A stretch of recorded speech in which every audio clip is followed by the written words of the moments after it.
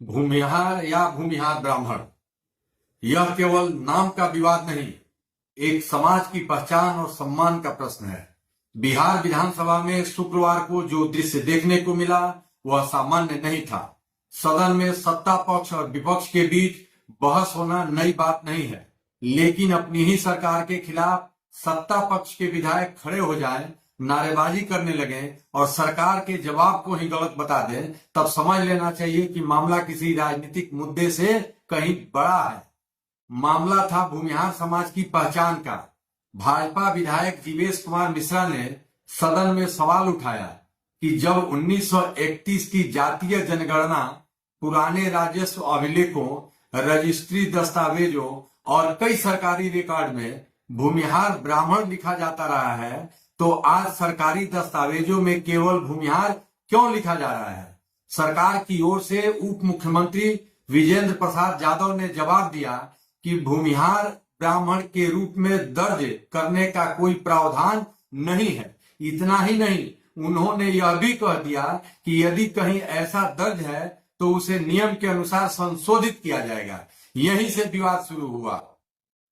सवाल यह है कि क्या किसी समाज की पहचान केवल सरकारी प्रावधानों से तय होती है? क्या किसी समाज का इतिहास किसी फाइल के एक आदेश से बदल जाता है? क्या पीढ़ियों से चली आ रही पहचान को केवल इसलिए नकार दिया जाएगा कि आज कोई अधिकारी या सरकार उसे मानने को तैयार नहीं है? यही प्रश्न आज लाखों भूमिहार परिवारों के मन में उठ रहे हैं। किसी भी समाज के लिए उसका नाम केवल एक शब्द नहीं होता, वह उसके इतिहास का परिचय होता है, उसके पूर्वजों की स्मृति होती है, उसकी सामाजिक यात्रा का दस्तावेज होता है। यदि किसी व्यक्ति के नाम से उसकी पहचान जुड़ी होती है तो किसी समाज के नाम से उसका पूरा इतिहास जुड़ा होता है। इसलिए यह कहना कि यह केवल एक शब्द का विवाद है, वास्तविकता में ये आंखें मूंदने जैसा होगा। भूमिहार समाज का इतिहास बिहार के इतिहास से अलग नहीं है।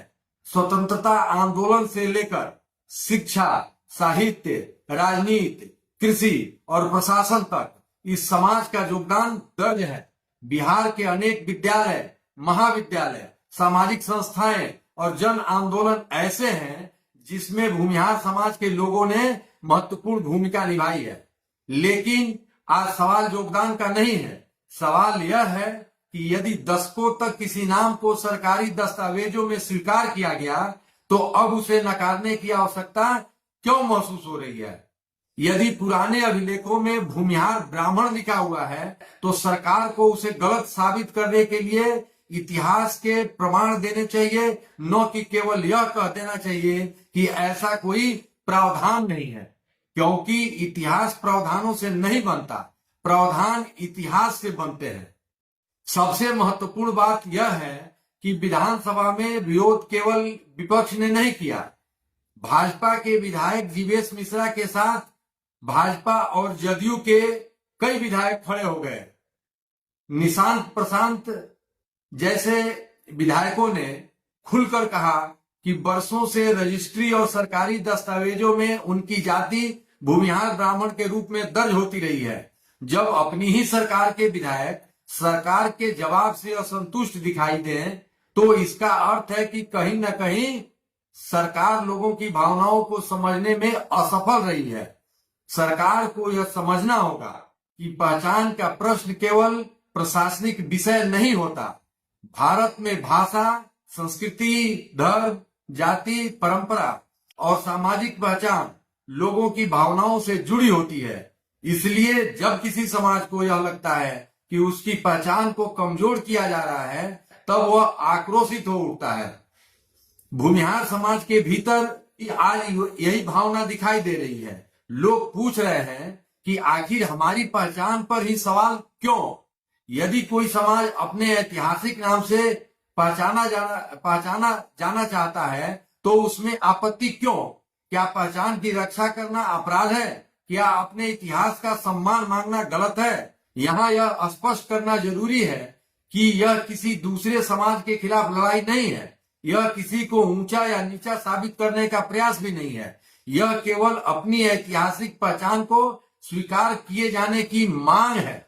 लेकिन सरकारों को एक बात कभी नहीं भूलनी चाहिए, जब किसी समाज को यह महसूस होने लगे कि उसकी विरासत के साथ खिलवाड़ हो रहा है, तब वह समाज चुप नहीं बैठता।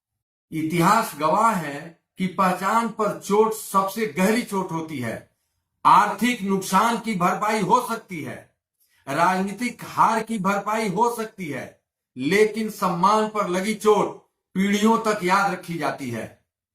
आज भूमिहार समाज के भीतर जो बेचैनी दिखाई दे रही है, वह किसी पद या सत्ता की नहीं है, वह सम्मान की बेचैनी है। वह इस बात की पीड़ा है कि जिन अभिलेखों, जिन दस्तावेजों और जिन ऐतिहासिक संदर्भों के आधार पर वे स्वयं को पहचानते आए हैं, उन्हें ही नकारा जा रहा है। सरकार को इस विषय को हल्के में लेने की भूल नहीं करनी चाहिए।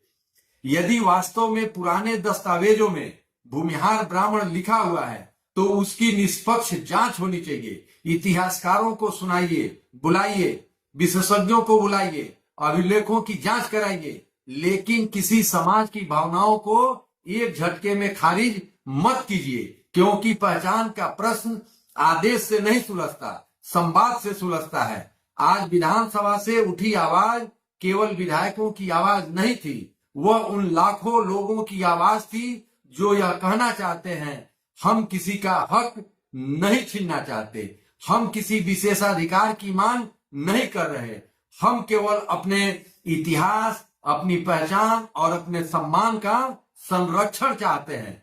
सरकार सुन ले, विरासत से खिलवाड़ किसी भी समाज को स्वीकार नहीं होता, और यदि किसी समाज को यह महसूस हो जाए कि उसकी पहचान को मिटाने की कोशिश हो रही है, तो वह आवाज सदन की चारदीवारी से निकलकर गांव-गांव और घर-घर तक पहुंच जाती है। भूमिहार समाज की मांग चाहे सही हो या गलत, उसका फैसला इतिहास और कानून करेंगे। लेकिन एक बात निर्विवाद है, किसी भी समाज की पहचान और सम्मान से जुड़े प्रश्नों को अहंकार से नहीं, संवेदनशीलता से सुलझाया जाता है।